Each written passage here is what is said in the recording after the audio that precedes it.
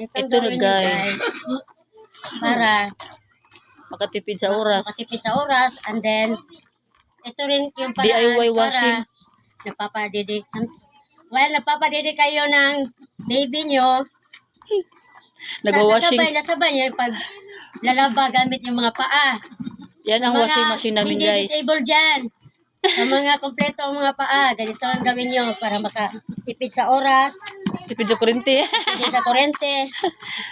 DIY washing yan guys. Kasi yung kamay mo, flawless pa rin kasi hawak-hawak ka lang ng baby mo while yung paa mo, nagmamaneho ng mga labahin nyo. O, di ba? Ayos? Kairin! Yo, Kairin, no? DIY washing. Try nyo guys.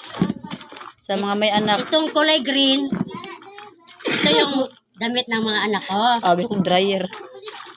Itong isa naman, yung madicolor. Ito yung mga damit ko at saka yung partner ko. DIY washing. Sa mga may anak na palahilak diha. Kung tulog na bibi nyo, Kita nyo, yung baby oh. Siga balawan mata. nyo na agad. Siga lang mata. Okay, yun lang guys. For today's video, DIY washing.